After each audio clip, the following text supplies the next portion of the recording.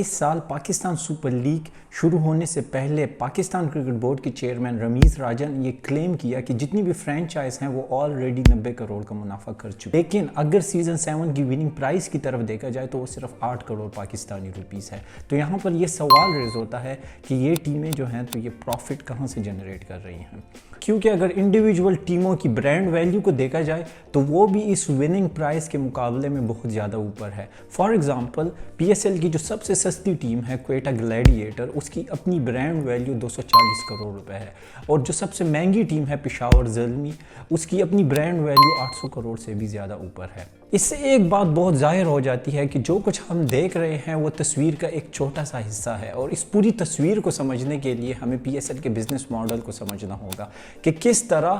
Pakistan cricket board سے لے کر انڈیویجول فرینچائز اور ایک عام دکاندار جو ہے تو وہ پروفٹ جنریٹ کر رہا ہے، اور کس طرح پی ایس ایل جو ہے تو وہ پاکستان کی اکانومی میں ایک بہت بڑا حصہ ادا کر رہا ہے۔ دیکھیں 2015 کے اندر جب پاکستان کرکٹ بورڈ نے پی ایس ایل کو لانچ کرنے کا ارادہ کیا تو انیشیلی 25 کمپنیوں نے جو ہے تو اپنے پروپوزل سبمٹ کرائے، اور ان 25 کمپنیوں کے اندر جو ہے تو 5 کمپنیاں جو تھی تو وہ فائنلی جو تھی پی ایس ایل کی 5 ٹیمیں لینے میں کامیاب ہوئی۔ پی سی بی نے اراؤنڈ 2000 کروڑ کے اوپر جو ہے تو ان 5 ٹیموں کو سیل کیا، اور جو سب سے مہنگی ٹیم تھی وہ کراچی اور لاہور کی تھی جو اراؤنڈ 25 ملین US ڈالر پر سیل ہوئی تھی، اور جن کی قیمت پاکستانی روپیز کے اندر 500 کروڑ کے لگ بھگ تھی، جبکہ جو سب سے سستی ٹیم تھی وہ کوئٹہ گلیڈیٹر کی ٹیم تھی جس کو 240 کروڑ روپے پر بھیجا گیا تھا۔ اب اگر کسی بندے کے پاس پیسے ہیں تو کیا وہ پی ایس ایل کی ٹیم خرید سکتا ہے؟ تو یہاں اس کے پاس صرف 2 آپشن ہیں۔ پہلا آپشن یہ ہے کہ وہ جو آلریڈی بہت ٹیمز ہیں ان کے آنر کے ساتھ رابطہ کرے اور ان کی ٹیم میں سے کچھ شیئرز لے لے، جبکہ دوسرا جو آپشن ہے وہ یہ ہے کہ وہ پی ایس ایل 10 کا انتظار کرے، کیونکہ پی سی بی کے انیشل کانٹریکٹ کے مطابق جو ہے تو پی ایس ایل 10 سے پہلے مزید اور کوئی ٹیمیں نہیں ایڈ ہو سکتی۔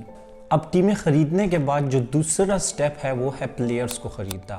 پاکستان سپر لیگ جو ہے تو آئی پی ایل کے آکشن سسٹم کی جگہ جو ہے تو ڈرافٹ سسٹم کو فیور کرتا ہے۔ ڈرافٹ سسٹم کے اندر جو ہے تو ہر پلیئر کی ایک فکسڈ پرائز ہوتی ہے، اور اس پلیئر کو اس پرائز کے مطابق جو ہے لیا جاتا ہے۔ اس ڈرافٹ سسٹم کو مور ایزی بنانے کے لیے جو ہے تو اس کو ڈیفرنٹ کیٹیگریز کے اندر ڈیوائیڈ کیا گیا ہے، جس میں سب سے اوپر جو کیٹیگری ہے وہ پلیٹینیم کی کیٹیگری ہے، اور جس میں جو پرائز ہے وہ اراؤنڈ 2 کروڑ سے لے کر 5 کروڑ کے درمیان ہے۔ اس کے بعد آپ کے پاس ڈائمنڈ کیٹیگری آتی ہے، پھر گولڈ آتی ہے، پھر سلور آتی ہے، پھر ایمرجنگ آتی ہے۔ آج کل پاکستان نیشنل ٹیم کے جو بھی سپر سٹار ہیں، شاہین شاہ افریدی، شاداب خان، محمد نواز، یہ تمام جو تھے تو ایمرجنگ کیٹیگری سے سٹارٹ انہوں نے لیا تھا۔ اب اس بات کا خیال رکھنے کے لیے کہ کوئی بھی ٹیم جو ہے تو پیسے کا زور لگا کر جو ہے تو بہت زیادہ سٹرونگ ٹیم نہ بنا لے اور دوسری ٹیم جو ہے تو بہت زیادہ کمزور نہ رہے، اس کے لیے جو ہے تو ہر ٹیم کو ایک لمٹ دی جاتی ہے جس کو پرس بولتے ہیں۔ پرس کی جو انیشل لمٹ تھی وہ 1.2 ملین US ڈالر تھی، جو پاکستانی روپیز کے اندر جو ہے تو اراؤنڈ 26 کروڑ روپے ہے۔ اس 26 کروڑ کے اندر جو ہے تو ہر ٹیم نے 16 سے لے کر 20 کھلاڑیوں کی ٹیم بنانی ہوتی ہے، جس کے اندر فارنر پلیئرز بھی ہوتے ہیں، اور ہر سال ہر ٹیم جو ہے تو صرف 8 پلیئرز کو جو ہے تو ریٹین کر سکتی ہے۔ اس کے علاوہ جو ہے تو ان کو باقی جتنے بھی پلیئرز ہیں ان سب کو ریلیز کرنا ہوگا۔ دیکھیں آپ کو یہاں پر اتنا اندازہ تو ہو گیا ہے کہ ٹیم خریدنے کے بعد پلیئرز خریدنا، اس کے بعد ان کی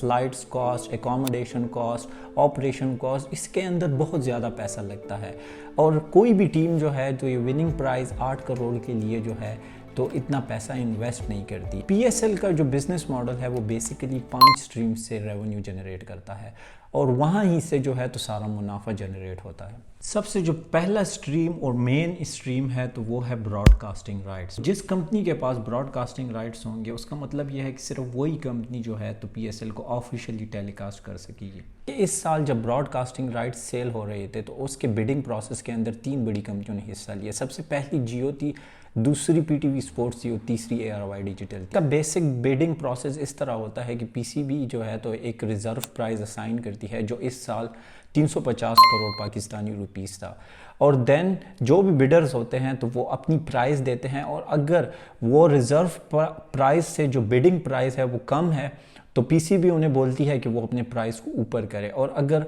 پرائز اوپر ہے تو جس کی پرائز جتنی اوپر ہوگی ان کو جو ہے تو براڈ کاسٹنگ رائٹس سیل کر دیے جائیں گے۔ جب پی سی بی نے بیڈنگ پرائس 350 کروڑ اسائن کیے تو جیو نے جو ہے تو 370 کروڑ کی آفر کی، اور دین پی ٹی وی سپورٹس اور اے آر وائی ڈیجیٹل نے مل کر جو ہے تو 440 کروڑ کی آفر دی، جس کو پی سی بی نے ایکسیپٹ کیا، اور اس لیے اگلے 2 سالوں کے لیے براڈ کاسٹنگ رائٹس جو ہیں تو اے آر وائی ڈیجیٹل اور پی ٹی وی سپورٹس کو سیل کر دیے گئے۔ اب اس براڈ کاسٹنگ رائٹس سے جتنا بھی ریونیو جنریٹ ہوگا اس کا 95% جو ہے تو وہ ان 6 ٹیموں کے درمیان تقسیم ہوگا، جبکہ 5% جو ہے تو وہ پی سی بی کی جیب میں جائے گا۔ لیکن یہاں پر ایک سوال آتا ہے کہ چینلز اتنا سارا پیسہ براڈ کاسٹنگ رائٹس کے لیے دیتے کیوں ہیں؟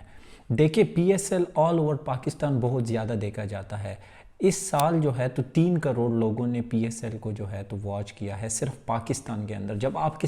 اس کے ساتھ انٹرنیشنل کمیونٹی کو ایڈ کرتے ہیں تو بات جو ہے تو 4 سے 5 کروڑ تک پہنچ جاتی ہے۔ اب جب اتنے سارے لوگ جو ہیں تو ایک ساتھ جو ہے تو کسی چیز کو دیکھ رہے ہیں تو اس کے اندر برانڈز انوالو ہو جاتے ہیں۔ میچ کے دوران جو 10 سے 20 سیکنڈ کا ایڈ ہوتا ہے اس کے لیے جو ہے تو برانڈز پیسے دیتی ہیں اپنے پروموشن کے لیے۔ اس کی ویلیو کا اندازہ آپ اس بات سے لگا سکتے ہیں کہ 2015 کے اندر جب پی ایس ایل لانچ ہوا تو جو کمپنیاں 10 سیکنڈ کے ایڈ کے لیے 75,000 روپے دیا کرتی تھی، اس سال انہی کمپنیوں نے جو ہے تو 10 سیکنڈ کے ایڈ کے لیے 13 لاکھ روپے دیے۔ ایسے تو یہ اماؤنٹ بہت کم لگتی ہے، جب آپ پورے ایونٹ کا ٹوٹل کرتے ہیں تو آپ کو اندازہ ہوتا ہے کہ ہم بات کروڑوں کے اندر کر رہے ہیں۔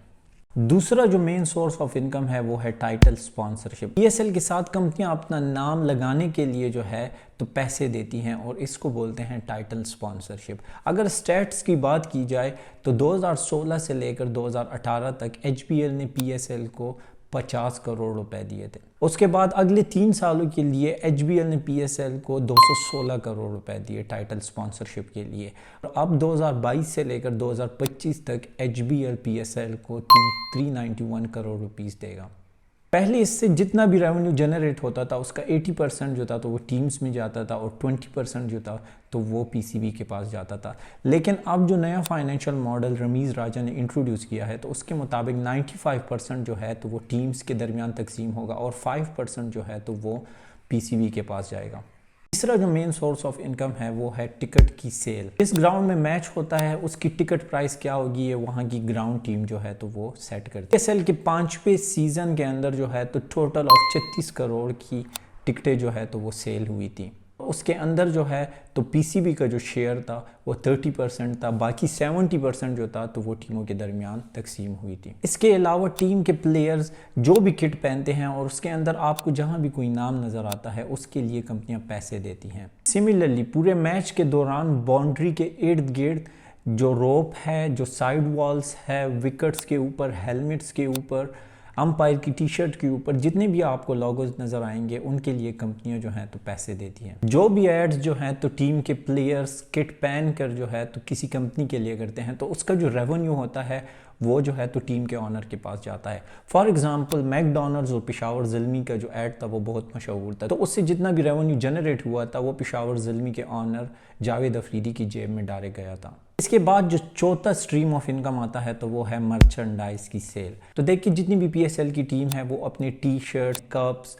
اپنے مرچنڈائز جو ہے تو سیل کرتے ہیں آل اوور پاکستان، اور اس سے جتنا بھی ریونیو جنریٹ ہوتا ہے وہ ڈائریکٹلی جو ہے تو وہ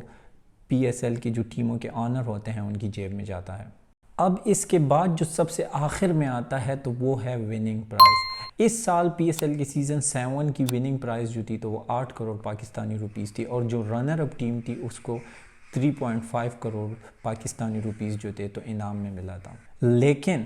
ہر ٹیم یہ کوشش کرتی ہے کہ وہ کم از کم جو ہے تو سیمی فائنل یا فائنل کا حصہ ضرور بنے، کیونکہ جب ٹیمیں جو ہیں تو جتنا آگے جائیں گی اس کا مطلب یہ ہے کہ باقی ٹیموں کے میچز تو ختم ہو گئے لیکن ان کے میچز سٹل ہیں، اور ایکسٹرا میچز مین ایکسٹرا ٹکٹ مین extra revenue for those team. اور اس کے ساتھ ساتھ دوسرا جو بینیفٹ ہوتا ہے تو وہ یہ ہوتا ہے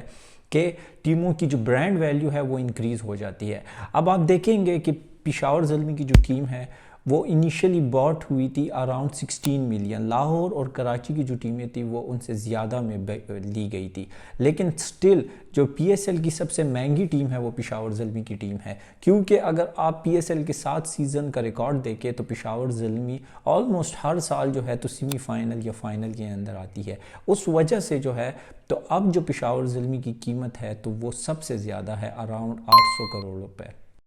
اب آپ اندازہ لگا سکتے ہیں کہ کوئی بھی ٹیم جو ہے تو وہ اس وننگ پرائز کے لیے نہیں کھیل رہی, بلکہ پی ایس ایل کا جو بزنس ماڈل ہے تو وہ وجہ ہے جس کی وجہ سے جو ہے تو ہر ایک کمپنی چاہتی ہے کہ وہ پی ایس ایل کے اندر اپنا ٹیم بنائے. لیکن پی ایس ایل جو ہے تو وہ ایک گلوبل برانڈ بننے جا رہا ہے, اور میرا اپنا پرسنل اوپینین یہ ہے کہ اگر آپ پی ایس ایل کے سٹیٹس کو دیکھیں تو اس سال جتنے بھی ریونیو تھا تو وہ اراؤنڈ 70% انکریز ہوا. اس سے نہ صرف پاکستان کی اکانومی کو جو ہے تو ہیلپ مل رہی ہے, بلکہ ساتھ ساتھ جو ہے تو اس کے ساتھ ہم دیکھ رہے ہیں کہ پاکستان کی نیشنل ٹیم کے اندر بھی جو ہے تو ہمیں بہت زیادہ امپرومنٹ ملنے کو ملی ہے. جتنے بھی اچھے پلیئر بابر اعظم, محمد نواز, شاداب خان, حسن علی, شاہین شاہ افریدی, فخر زمان, یہ جتنے بھی آپ کے پلیئر ہیں ٹاپ کے, یہ سارے پی ایس ایل کے تھرو جو ہیں تو فلٹر ہوئے ہیں. 7 سال کے اندر ہی پی ایس ایل کی برانڈ ویلیو 300 ملین سے لے کر انکریز ہو کر اب جو ہے تو 600 سے 700 ملین تک پہنچ گئی ہے, جس میں ہم بات کر رہے ہیں اراؤنڈ 15,000 کروڑ کی. یہاں پر کرتے ہیں اس ویڈیو کو ختم. اگر آپ کو ویڈیو پسند آئی ہے تو لائک کریں, کمنٹ کریں, سبسکرائب کریں اور میرے چینل کے ساتھ جڑے رہیں فار مور امیزنگ اسٹف. شکریہ, اپنا خیال رکھیں اور اللہ حافظ.